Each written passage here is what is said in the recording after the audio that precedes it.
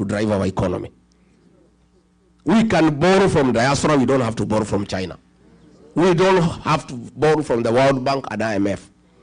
These people in this room and elsewhere across the world have sufficient resources that can drive our economy.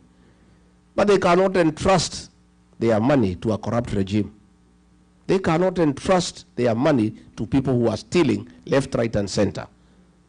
And definitely, they also cannot entrust their money to those who kill their children. Because these are also Christians. They are people who are religious.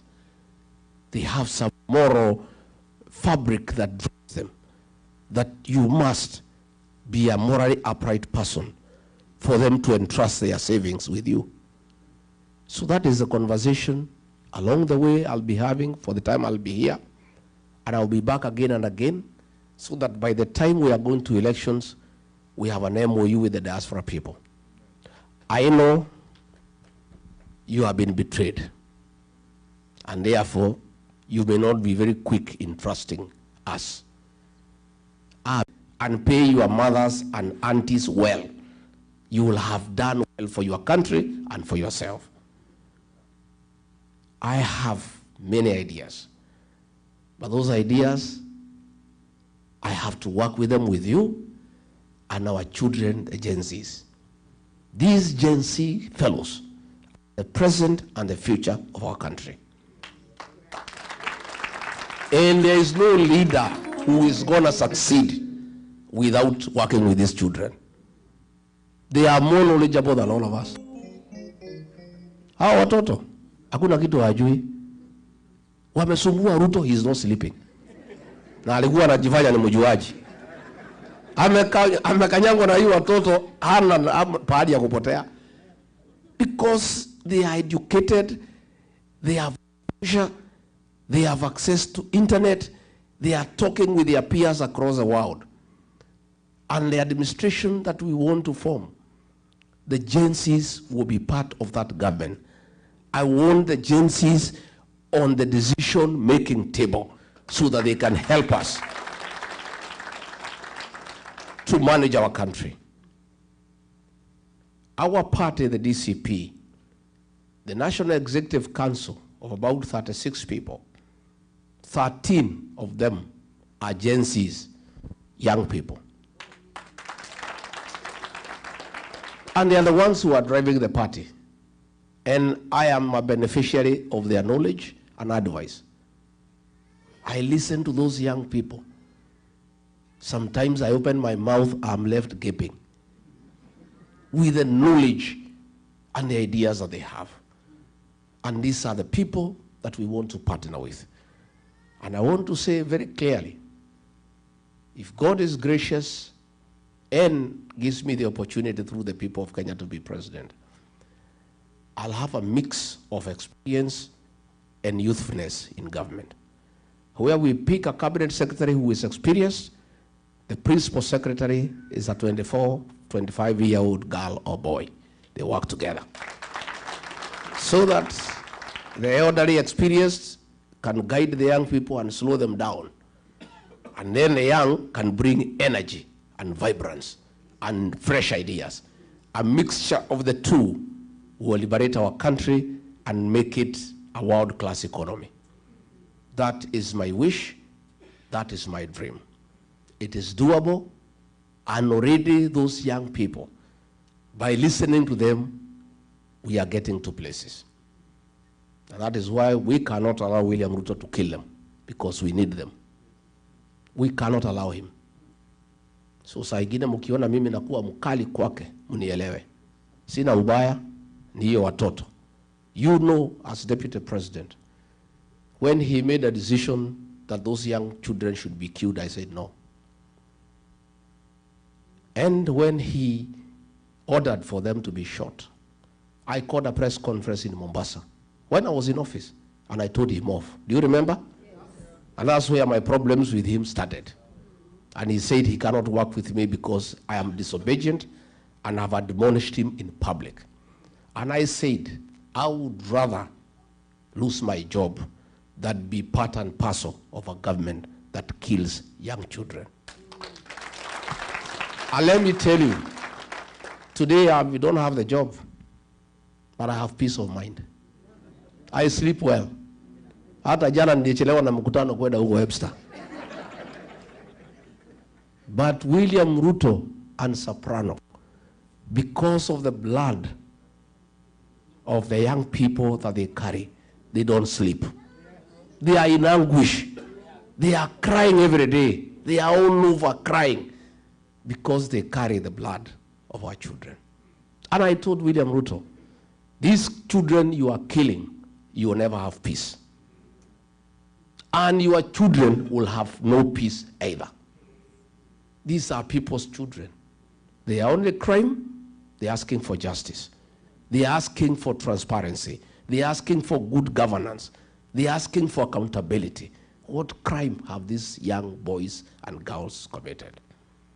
As we speak back home, there is 2-3 barriers every day for the last 1 week. The June 25th protest and the Saba, they have given a figure of 41. It's a lie. More than 100 children were killed. And about 400-500 are in hospital with gunshot wounds. And I saw it coming. That killing, I saw it coming. And that's why I disagreed with William Ruto. And I told him, you can push me out of government, it's okay. I cannot be part of a killer government because I'm a Christian. I'm also a human being. I'm also a parent. I have agencies in my house. What worrisome is that he is no longer pretending. It was being done through the police, through the National Intelligence Service, anajificha mbali. Him and his boys are no longer pretending. There are 3 instructions that have been given. The first one by Kipchumba Murkomen, his homeboy, kijana yake ya nyumbani. Shoot to kill. That is there. It has already been implemented. It is going on. The second one from Ruto himself, shoot in the leg. That is the second one. The third one from Nelson Koech, his tribesman. Don't shoot in the head, in the leg. Shoot in the head. So those 3 instructions from William Ruto and his homeboys are in force. That is the danger we are in as a country, where a president elected by the people can give instructions in public that children be killed, where his minister can give instructions and he's not apologetic about it. That is the situation we are in. And let nobody tell you that the people who have a problem with that kind of behavior are the Kikuyus. No, it's Kenyans, all of them, including his own tribesmen. Who go in Kericho, Bomet, the Kipsigis are crying. Who go in Baringo, the Tugans are crying. Everybody is up in arms. And it's a Kenyan problem all of us must fix. So before I can ask you to bring your investment home, please let us work together and first fix the governance. And there are no 2 ways about it. One term. One term. And I want to, when I'm here, to tell William Ruto and his boys, I've seen they are all over the country castigating me because of one term. One term has nothing to do with Rigathi. It's a decision and the mood of the Kenyan nation. All Rigathi did was to look for an appropriate slogan to describe the way the people of Kenya are feeling. Rigathi is just creative, isn't it? Yeah. Rigathi, being a student of literature, he studied the mood of the country, what people have decided, and summarized it in one word, one term. But it's not me. I am here. In the US, one term is still going on. So they are abusing me. He has unleashed Musalia abusing me. Wetangula, Ichongwa, Cheriot, Mwenyewe, kila mtu wananitukana. Even yesterday, they were abusing Mama Boys. They have sunk so low. Now they're even fighting women, fighting children. When you fight a government, fights children and women. See, you only bure serikali. And Ruto was saying that Kenya is not a failed state. But if you have a government fighting children and women, so that is a failed state. So I want them to know this one term has nothing to do with Rigathi. It's a decision made by the people of Kenya. And I'm happy. I have found that the Kenyans in the US are of the same opinion. Yes. Because you guys talk to people at home every day. And you guys are even feeling the effects of governance much more than people at home. Because you people support families. You have a lot of transactions at home. So even as you work here in the States, you are feeling the impact of bad governance when you are here. So, my brothers and sisters, my cousins, let's fix this together. Mimi nataka munisaidie. You may not know, but you have a lot of influence back home. Hiyo kitu mnatuma na M-Pesa, hiyo titi. Iko na ushawishi kubwa sana. The families you take care of, the people that you support, listen to you. Talk to them. Tell them it's one term. Hata wakichukua pesa ya huyo jamaa ni one term. Najua siku moja alikuwa anakuja huko mlimani na pesa mingi sana. He had 1 billion nikaibiwa siri na mtu wa Central Bank. Ilikuwa anatolewa na magunia. Kaambiwa pesa imetolewa ya kwenda mlimani 1 billion Kenya shillings. Sasa nikauliza hii pesa si nipange vile watu yangu watafaidika. So nikawachanua. Kaambia nyinyi watu ya mlima msionesha hii jamaa hasira. Lakini kwenda mkutano yake lazima alipe. Attending a meeting, it is 2,000. And you must be given before you go for the meeting. If you are in the meeting na anataka upige makofi, uongezwe 1,000. Na kama anataka ucheke umuoneshe meno, aongeze 1,000. So kila mtu 1,000 ngapi? Watu walikula pesa huko, lakini kaambia hii pesa mjue iko na damu ya Gen Z. Please don't take it home. Usichanganye na ile yako ama kupeleka mtoto shule ataanguka mtihani. Hii pesa mkule hapo kwa ploti hapo. Na kama uko na deni ya Shylock watu walikula nyama, wakafanya shopping nini, akanyolewa 1 billion. Akifika Nairobi, akasikia mambo ni one term. He has never come back there. Jana nimeona Masaini, Wamasai wamechanuka. Wamasai wamejaa hapo karibu na Kiserian, Sabrano walikuwa wameenda hapo na pesa na gunia. Wanapiga makofi, wanacheka, wanaimba, wakapewa kila mtu 2,200. Wakanyamaza. Alipoingia ndege kuamuka kufika juu, one term. Another group of bodaboda walikuwa wameenda pahali zaitwa Bisil. Wamelipwa kila mtu 3,000. Wakapewa, wakalipwa. Alipoingia kwa ndege, wakija kwa bodaboda, wamebebana watatu. Wanasimamisha gari, wamwambia, wewe mwenye gari, one term. Wewe mwenye gari, one term. That is what is going on in Kenya. So I want you to tell people back home, hiyo pesa ya Kasongo ikija mkule. Lakini ni one? Mutawaambia? Yes. Number 2, na nyinyi mpige kura. Those who are able to come home, you vote there. Those who can vote here, you vote here. Again, your congressmen and your senators, you tell them about what is happening in Kenya. You are to side kwa Congress and Senate. And because they need your votes here, they can listen to you. You must tell them about the human right violation in Kenya and what is happening back home so that the American government can understand whom they are dealing with. So mine is to tell you that you are serious partners of our new administration. And I want to assure you, we cannot get it wrong. Ruto is trying to divide the opposition. Ndio apitie katikati. Na yeye ni mkali na ni mjanja. Na ako na pesa na watu wengi wanapenda pesa. Many people, very few people can be able to withstand corruption through money. So within our team, anajaribu, lakini tumekaa imara. Tumekubaliana, mimi niko hapo. Kalonzo ako hapo. Matiang'i ako hapo. Eugene Wamalwa ako hapa. My sister mother ako hapo. Natembea ako hapo. Hata huyo Mtata ako. Na yule mtu yote anataka kuwa rais. Tumesema kila mtu aende atafute kura zake. Kila mtu asanye zake. Pale mwisho, next year, hapo after Christmas, tuketi.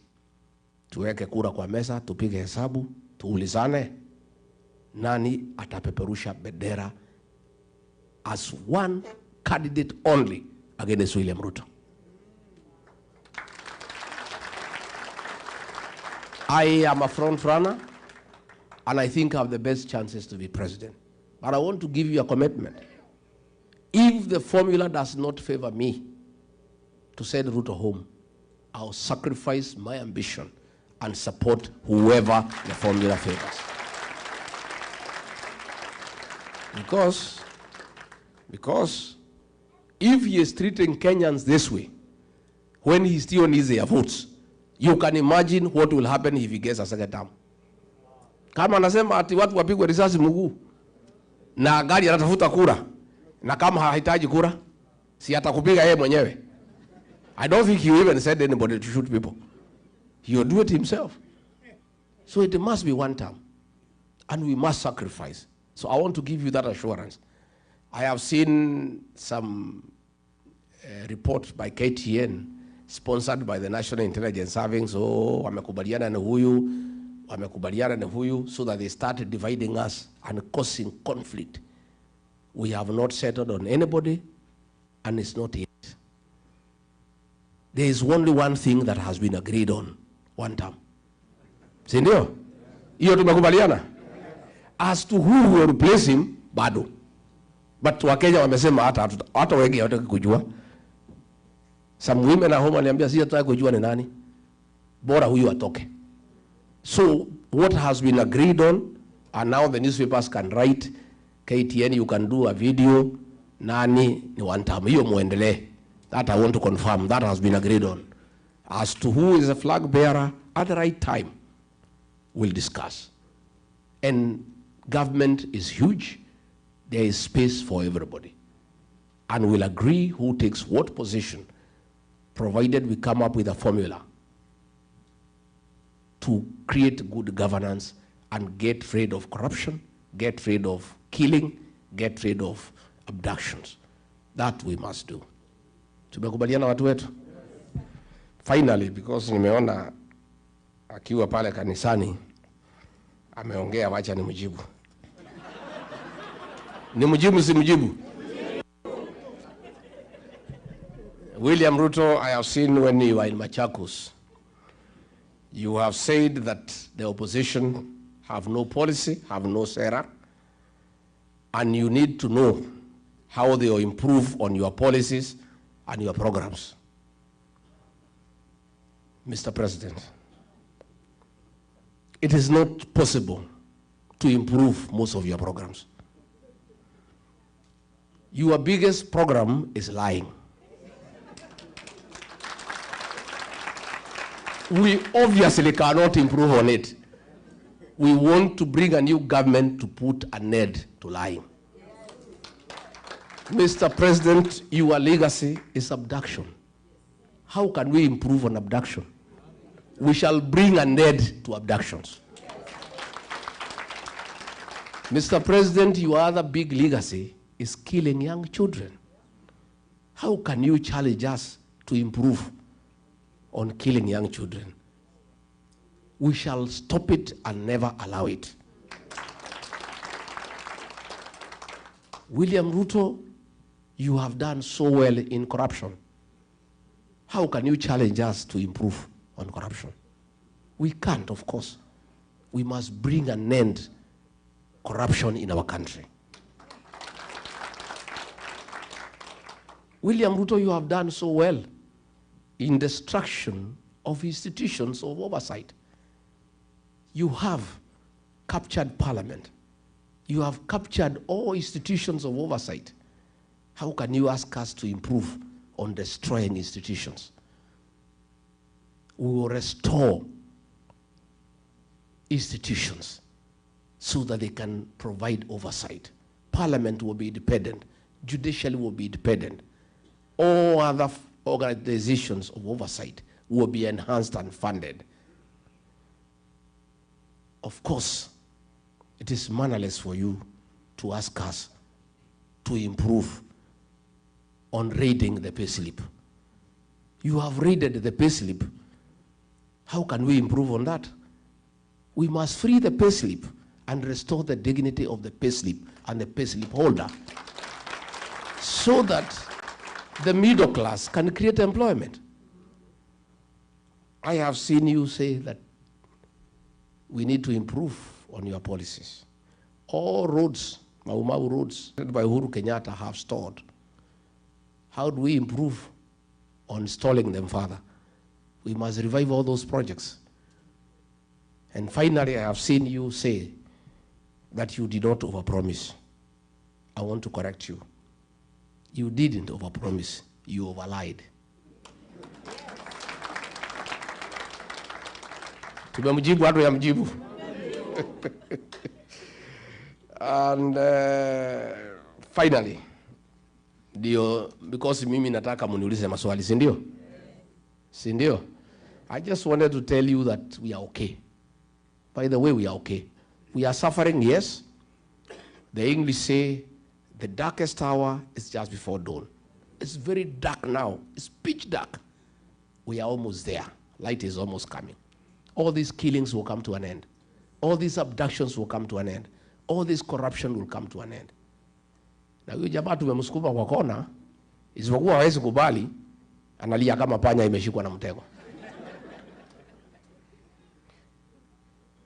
Leo Nakuru, our team was there, Nakuru County, for DCP. And they don't attack other parties, because most of the parties are sponsored by William Ruto. DCP is the only party that he knows. One, he cannot compromise, he cannot bias, and he cannot intimidate us. So walikuwa naenda subuki ya kanisa, wakitaka kwenda mikutano, wakafurushwa na polisi. I have talked to the police in Nakuru, and they are crying. They are saying the husband of Governor Susan Kihika, called Samburu, is the one who is giving instructions to police. I asked police, as who? No, he has said the wife is in charge of the county government, and he is in charge of the national government in Nakuru. How so? He says, tells the police, I am the business partner of William Ruto. All the meters that are sold to Kenya Power, I am the one who imports them on behalf of William Ruto and shares profit with him. All the fertilizer that is bought in the country, I'm the one who imports and we share the profit. All the rice that is imported duty-free and sugar, I import on behalf of William Ruto. I'm the one who funds his politics and his life. So my word here in Nakuru is final. And if you don't do it, you will be on transfer tomorrow. So the police went there. They are so shaken, yet they know it is illegal to stop the meeting.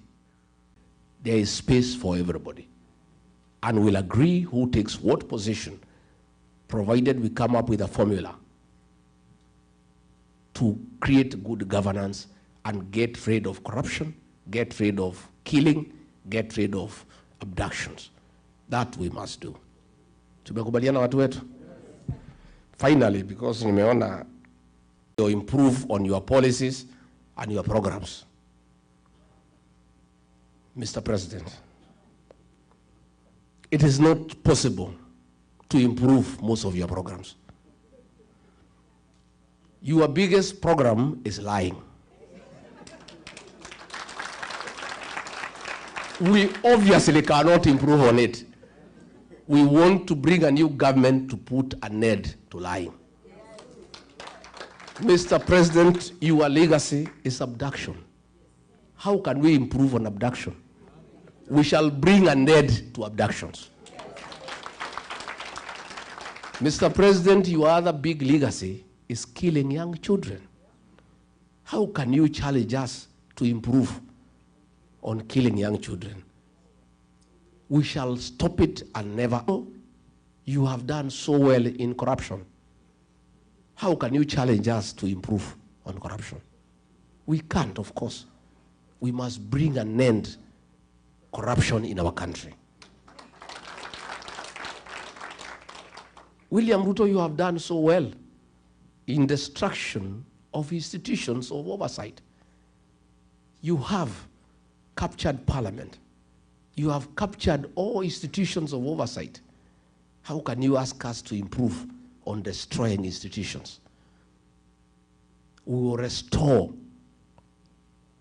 institutions so that they can provide oversight. Parliament will be independent. Judiciary will be independent. All other organizations of oversight will be enhanced and funded. Of course, it is mannerless for you to ask us to improve on raiding the payslip. You have raided the payslip. How can we improve on that? We must free the payslip and restore the dignity of the payslip and the payslip holder so that the middle class can create employment. I have seen you say that we need to improve on your policies. All roads, Mau roads, all tarmac roads started by Uhuru Kenyatta have stalled. How do we improve on stalling them further? We must revive all those projects. And finally, I have seen you say that you did not overpromise. I want to correct you. You didn't overpromise, you overlied. Tumemjibu watu ya mjibu. And finally,